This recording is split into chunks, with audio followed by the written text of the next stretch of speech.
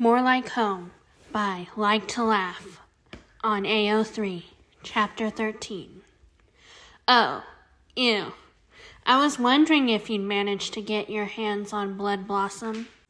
Bruce paused, feeling rather like a child with his hand in the cookie jar, and looked up.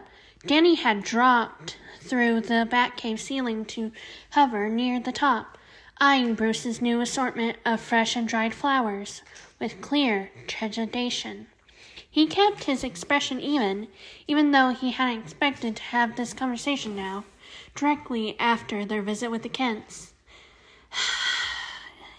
Yes, he said at last, looking back down at the box. I now owe Zatanna a substantial favor.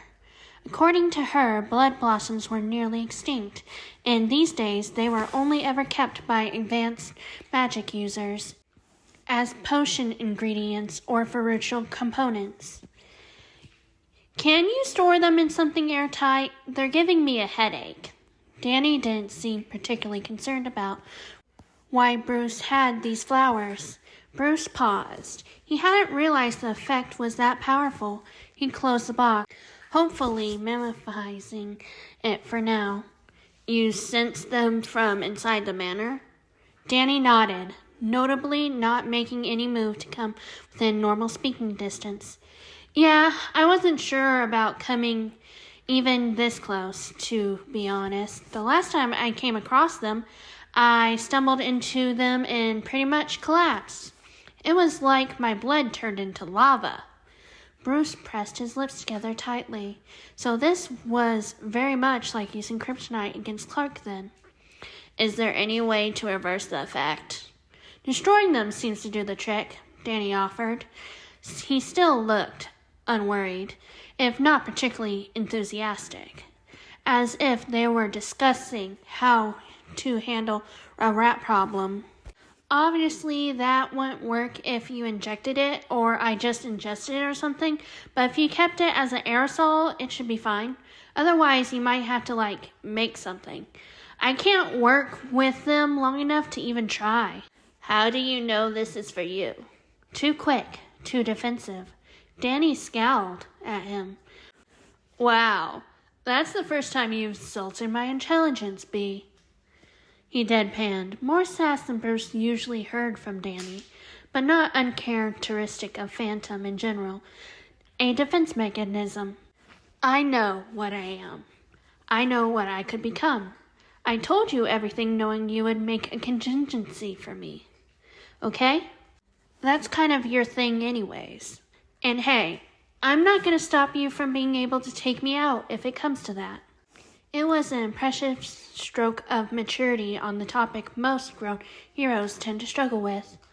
But the way that he said it, I know what I am, rubbed Bruce the wrong way. This is not because of what you are or anything you've done, Bruce said, needing to clarify this point. This is for the worst case scenarios, mind control, berserker poisons. If I turn evil, Danny finished with a nod. Yes. Though most heroes would vehemently deny that it was a possibility, there was always a chance for anyone to lose themselves to their worst nature. Bruce frowned at Danny. Danny shrugged and smiled self-deprecatingly. It didn't reach his eyes. I'm not immune to it. Voice of experience. Alternate timeline, most likely, giving his reported acquaintance with the god of time. Bruce gave Danny a nod. Oddly, that made Danny relax. A part of Bruce wanted to ask exactly how catastrophically that timeline had gone, particularly if they were taken by surprise, with no anti-ghost weaponry, and only a few have any knowledge of ghosts. On the other hand, he had a list of Danny's powers and enhancements, a unique profile that combined power and invasion in spades. He could certainly imagine. Danny wasn't even full-grown yet, by either human or ghost standards. Zatanna instructed me to store this like I store kryptonite, Bruce told him instead, meaning it will be sealed in an underground vault, inside a lead-lined and airtight lockbox. If you still feel ill after that, inform me. I will move them elsewhere. He had a few secure caches that would work, though he would prefer to keep it on hand until he finished experimenting with it. Danny gave him a somewhat strange smile. Okay, do you want me to stick around so you can, figure some stuff out? I saw you had both fresh and dried stuff in there. He looked like there was nothing he wanted to do less, but apparently his desire to make sure Bruce had a contingency for him outweighed that, a function of his nature as a guardian spirit. That won't be necessary. I'll create several variations to be tested in the field conditions only. An aerosol, probably something that could be easily incinerated after use, and whose presence had no effect on Danny unless used. It would be better for him to be unable to detect it at all, for both strategic and personal reasons. Superman made the same offer. Danny looked briefly surprised, though the look quickly softened. Yeah, I imagine he feels the same way I do about it. That did not say good things about how the alternate timeline went, that Danny felt comfortable comparing himself to Superman. It did, however, validate Bruce's decision to acquire the flowers, further of which, as long as he was being cooperative. Are blood blossoms the best contingency, or are you aware of something better? They're the best I know of, Danny said. It was what I would have suggested if you asked. My parents never came up with something that effective, but JLD might know something better. Oh! He snapped his fingers. Vlad had something he zaps me with that neutralizes my ghost half temporarily. He calls it the Plasmius Maximus. If you can get your hands on the blue plants for that, that would be, a much less permanent solution, he suggested. I mean, keep the flowers, but, just in case. Blood blossoms were potentially fatal, then. Noted. I'll have Oracle work on that. Thank you. Danny nodded distractedly and reached up to rub his knuckles against his temple. Good talk. I'm gonna go lay down. I might be down for dinner. Please don't let Alfred yell at me.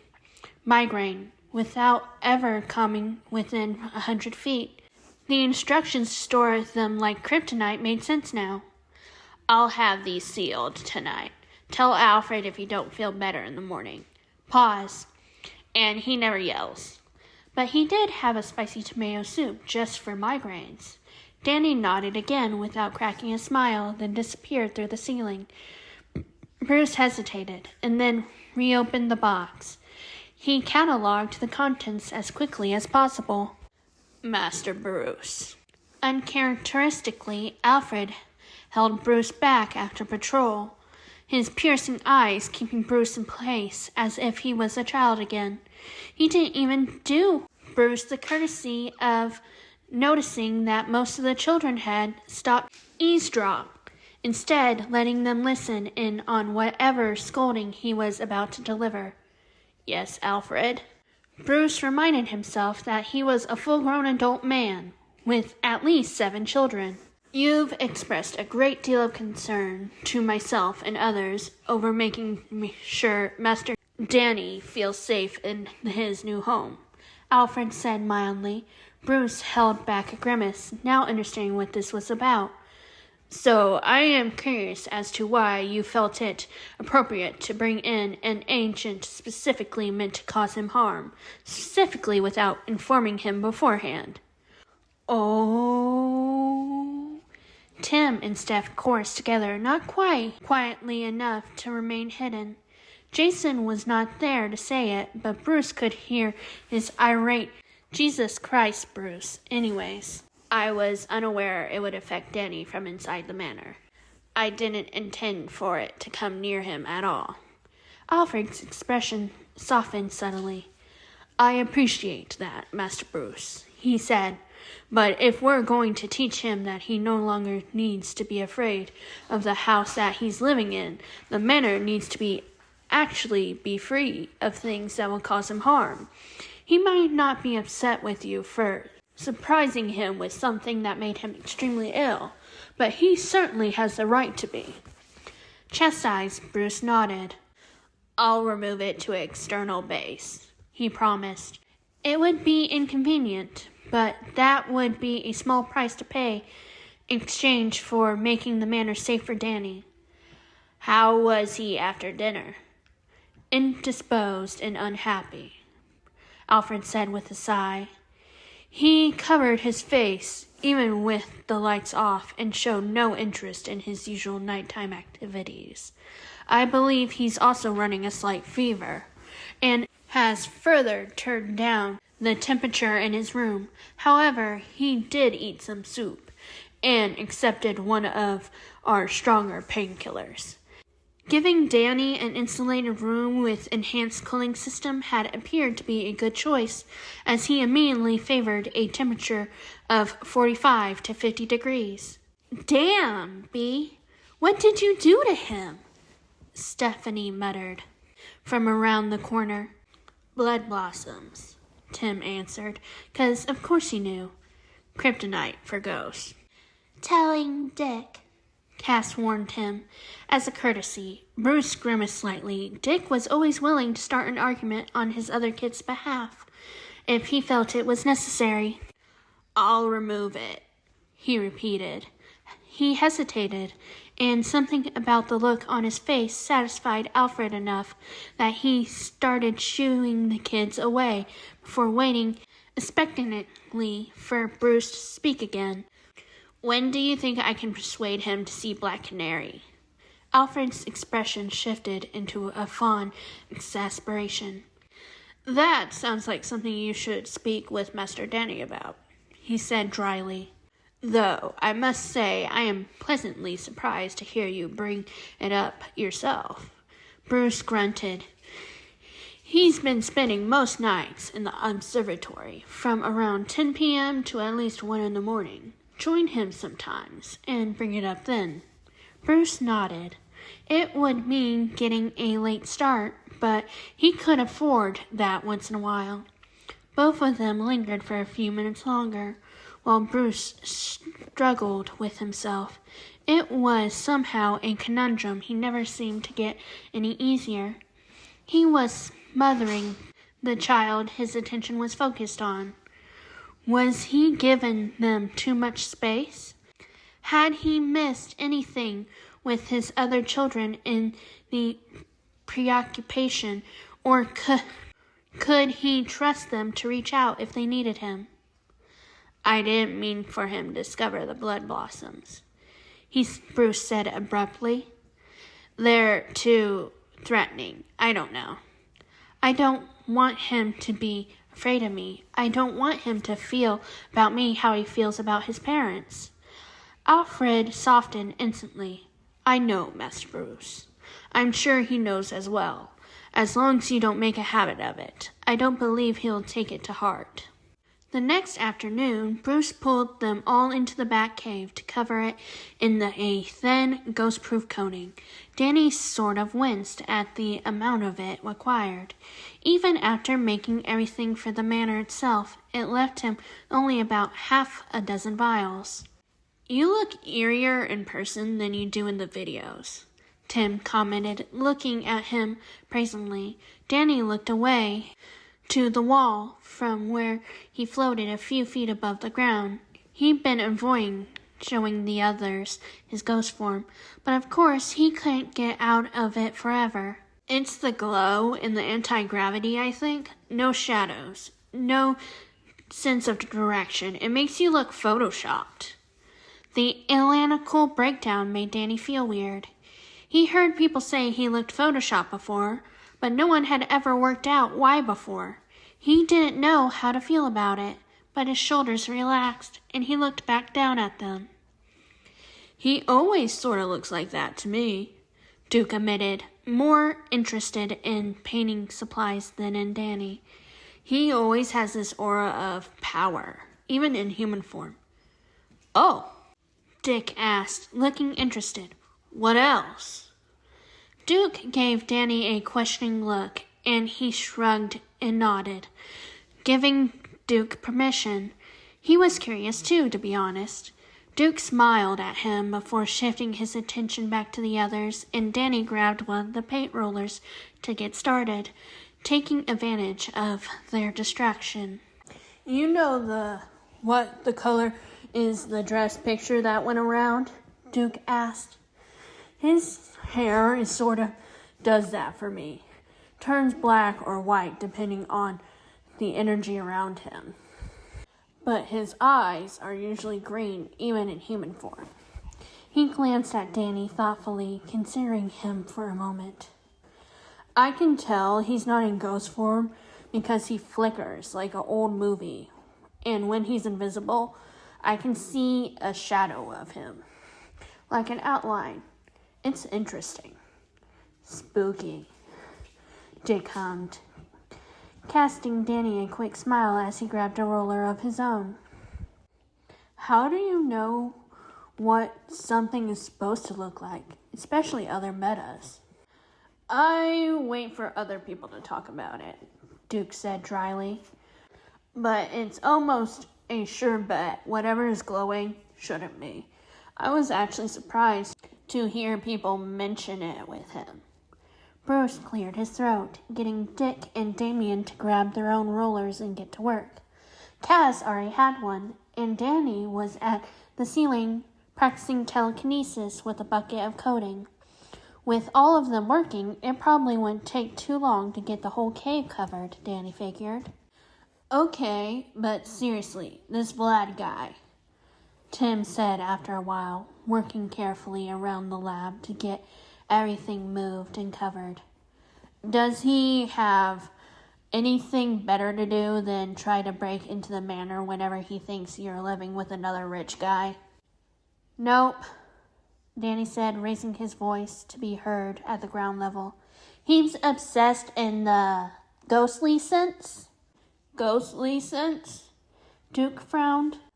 Ghosts are the type tend to be bound to a single fixation, Bruce explained without inflection, working around the entrance. It is their reason for existing. Right, Danny agreed uncomfortably. And Vlad is obsessed with me and Mom. Unfortunately, and with Mom in jail, yeah, he's got nothing better to do than try to break in here, plant bugs, and poke around. Send spies, blackmail, that sort of thing. Hence why it's kind of inevitable that he's eventually going to start trying to kidnap me. He shrugged off, stretching out to spread a coat across the ceiling. But it's also why I know he won't kill me. It'd be as good as killing himself. Honestly, the fact that he tried to clone you is more than enough to prove how far he'll go, Tim said. Not that you have to prove it to us. We've seen more than enough of that bullshit around here. It's nothing new. Man, the stories Dick could tell alone. Slade Wilson, Dick agreed darkly. Bruce grunted in displeasure. We have a bit of a history, yeah? He wanted me to be his apprentice, too. That's Vlad's deal with you, isn't it? Yep.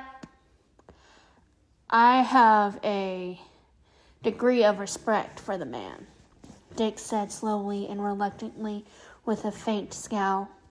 Insofar, I understand him, and I know that he has people he genuinely cares about. But he used to blackmail me into working with him when he could, sometimes threatening my friends' lives. It took years for him to lose interest. Danny grimaced sympathetically. Where is he now? Last time I checked, Waller had him. Poor bastard. I haven't heard anything placing him anywhere else. Dick didn't sound like he was particularly inclined to help the guy. Startling considering Dick's unusual cheer, but honestly, Danny got it. An overseas mission, Bruce said, clipped and terse. 2 months. He's scheduled to return in 2 weeks' time. Great, Dick sounded enthusiastically. Danny started shooing bats along, making them shuffle like swarms of rodents, and blew on the parts he already painted to freeze them. Should be harmless, more or less. If he just learned to fulfill his obsession in other ways, it wouldn't have had been like this. Danny muttered fretfully. It echoed in the massive cave until it was louder than he intended, but he barely noticed. We don't have to be enemies. He could have just been less of a Fruit Loop. But he is, Tim interrupted, not unkindly. Danny flinched, startled, and glanced down. Tim didn't look up. He's crazy, and he chose to do villain shit, and that's what matters, not what he could have been. Hurting you, Cass hummed in agreement. Hurting your family. Not for the last time, Danny sighed and deflated in defeat. Yeah. He went back to painting. Bruce took Danny aside for the first real round of power training at the end of that week. Both of them were in full uniform, and Danny couldn't quite suppress his excitement, bouncing a little where he floated above the ground.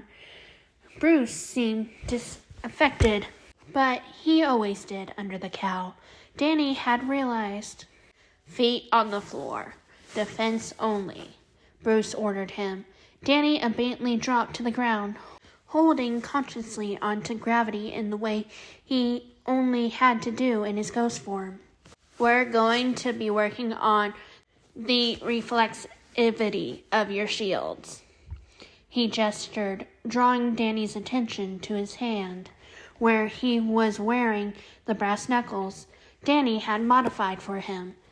I'll be switching which hand these are on at random. You're to decide whether physical evasion, tangibility, or shields is the most appropriate response.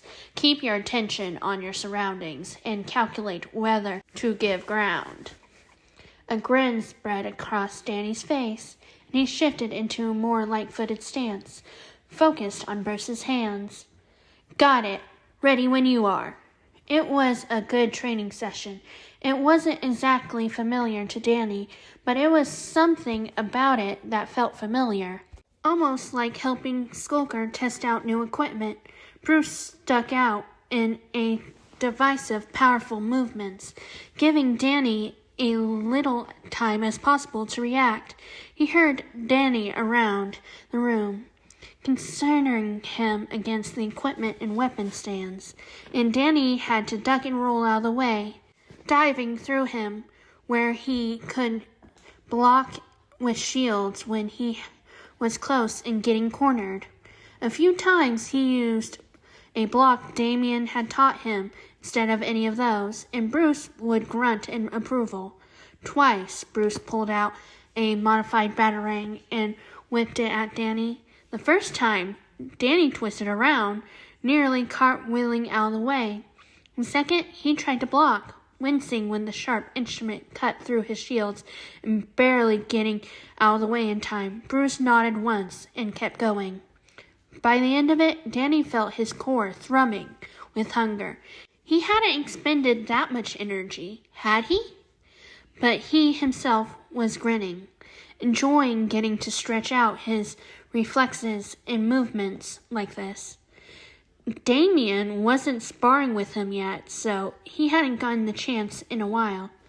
Good, Bruce said at last, straightening out his stance. Danny bounced up and beamed, and Bruce gave him a curt nod. You've made good progress. We'll work on this again next week. Now it's almost time for your parents to call you. Danny faltered, visibly deflating, and nodded hesitantly. Saturday at 4 p.m. They hadn't come to a formal agreement. His mother struggled to accept that this would be a long-term arrangement. But the last two calls had been then, and it seemed reasonable to expect another one now. Danny didn't know what he'd do if they didn't call now. Last week had been cut short, as his mom had launched into another frustrated rant about the authorities' misunderstanding of ectoscience, and Danny's core was aching. He missed her. With the face-proof coating up, Danny had to leave the bat cave the normal way. He quickly dropped out of his ghostly form and darted to the elevator, bouncing nervously inside as he counted down the seconds. Would his mom behave this week? Would he have to hang up again? Or would it be better to give in and listen to her rant about ghosts, just to hear her voice? He felt like he was getting to that point, though both Steph and Jazz would disapprove. Jazz, he knew, had already taken the same stance and was maintaining a firm line. No, he had to hold out for Jazz. His dad, he wasn't as worried about. Jack had actually said very little about why they were separated, very little about their time in enemy jail, and very little about what he was going through, about any of the situation. He just asked about Danny, how Danny was doing, because he didn't want to stress him out. Danny felt pathetically grateful for that. His mom called only a few minutes after Danny reached the observatory, which felt, in a way, more open and calming than his bedroom. Danny answered on the first ring. "Hi, Mom." "Danny," Maddie said. There was something strung out about her voice. He could hear the weeks wearing on her. "How are you doing, sweetie?" Already better than the previous week, Danny swallowed. "I'm doing okay. The man I've been staying with has a bunch of adopted kids, and everyone's working hard to make me feel welcome. I'm taking some makeup courses so I can stay caught up while everything gets sorted out. One of the other kids is helping me with English stuff." "What about your math and science, sweetheart?" Maddie asked, concern tightening her voice. She didn't sound angry, though, but nervous, exhausted. "Those are important, too." "I'm passing all my math and science, Mom," he reminded her tiredly. "I don't need extra help with those." He never had, though. Sometimes he asked for it anyway when he pushed a project beyond class material. "Right, of course. I'm sorry." Maddie took a deep breath. Danny bit his lip. How are you and Dad doing?" he asked tentatively, actually aware of their time rapidly ticking down. Maddie hesitated. "Danny, does the Justice League really believe that ghosts are sapient?" There was a tearful, frightened waver in her voice, something he'd never heard from his mother before, and that stopped Danny from drawing the line. "Jazz and I have been saying this from the start, Mom," Danny reminded her, as gently as he could. "But all her research!" Desperation made Maddie raise her voice. "Mom, please." Danny's voice cracked, and he covered his eyes with his free hand, feeling the burn. Maddie stopped. "Jack and I have been preparing our legal defense," Maddie said at last with a soft defeat. "Our lawyer says that our best chance is to say that we haven't done some of the things that we have." Danny's heart skipped a beat, and Maddie took a deep breath. "But your father and I have talked about it. We're not going to lie. We're not going to deny anything we've done, and whichever verdict is passed, we'll accept it, and the consequences that come with it." Melancholy squeezed tightly around Danny's heart, and he really meant it when he said, "I'm sorry, Mom." "I'm sorry too, sweetheart." Pause.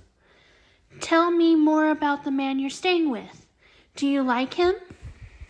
"Yeah, I do," Danny said honestly, shifting in place. He felt something of the danger pass. "He's safe, I guess. Even though the circumstances have been kind of weird, he hasn't treated me any differently for it. We've been talking about how to get my education back on track, now that I'm away from the ghosts and stuff. He thinks I'm really smart. He wiped his eyes again. You are, sweetheart. You've always have been. That it was the first successful call. Danny didn't know why that was so bittersweet. His dad called next, exactly 5 minutes after Maddie hung up. Dano! Jack exclaimed, projecting his enthusiasm even through the tiny phone. How have you been this week, son?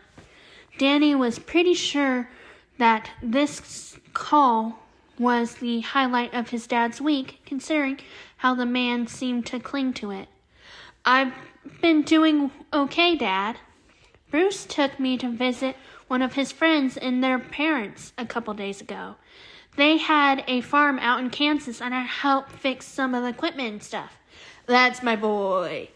Jack beamed. You've always had such affinity for mechanics.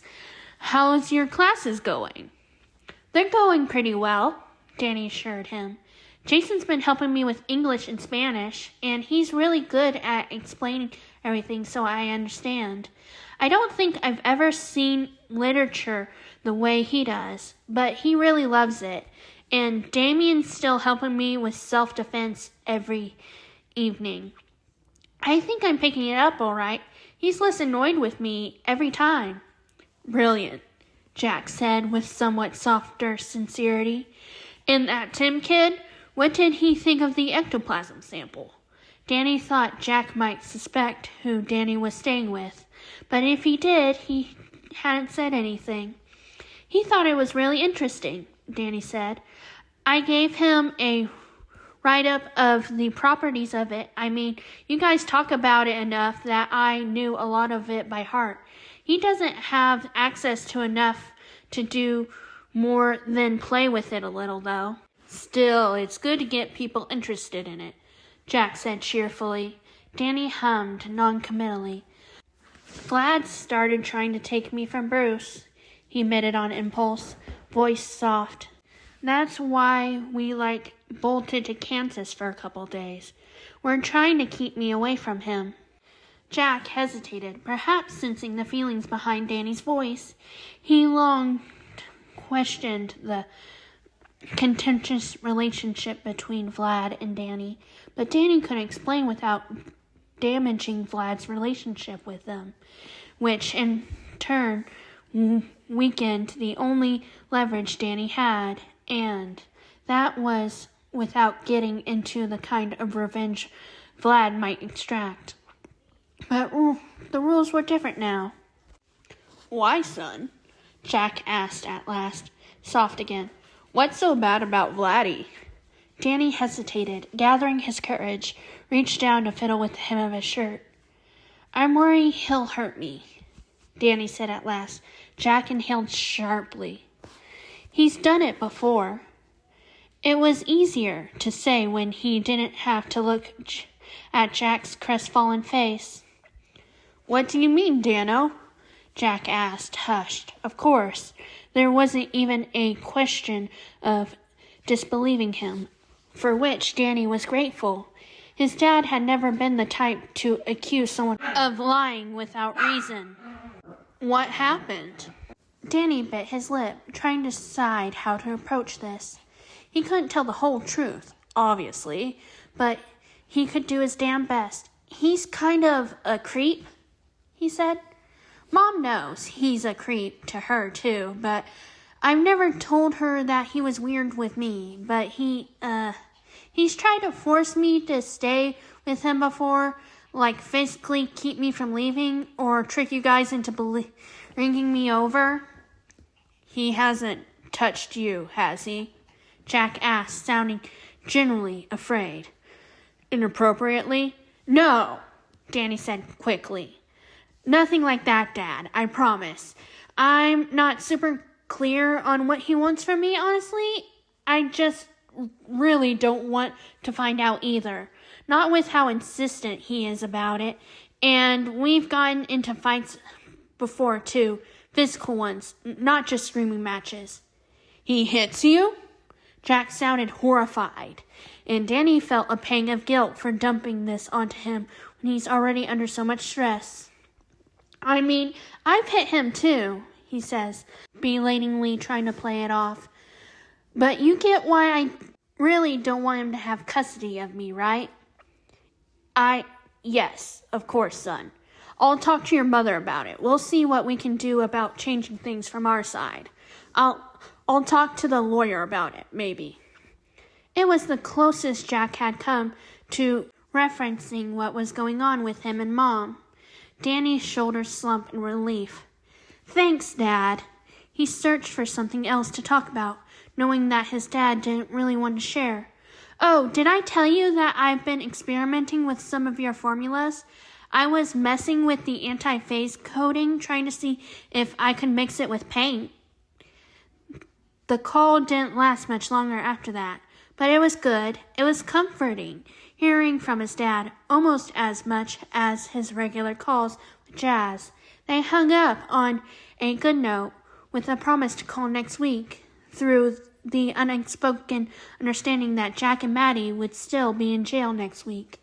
It made it bittersweet, as if he had timed it. It was possible he had. Danny heard Bruce climbing the steps up to the observatory, only a minute or two after they were done. How are you doing, chum? Bruce asked, softer than usual. Danny looked up at him. Bruce went to settle on the bench, meeting his eyes without hesitation. Danny fiddled with his phone, feeling melancholy. This really sucks, Danny admitted softly, ducking his head. Bruce waited. After a moment, Danny continued. Every time they call, it makes me so sad. I miss them too much not to talk to them, you know? I know, Bruce agreed. Right, Bruce had lost his parents at like a really young age, 7 or 8. I want you to remember that you don't have to answer, ever, if you aren't sure that you want to. But I also won't hold it against you if you do. Somehow, that was reassuring.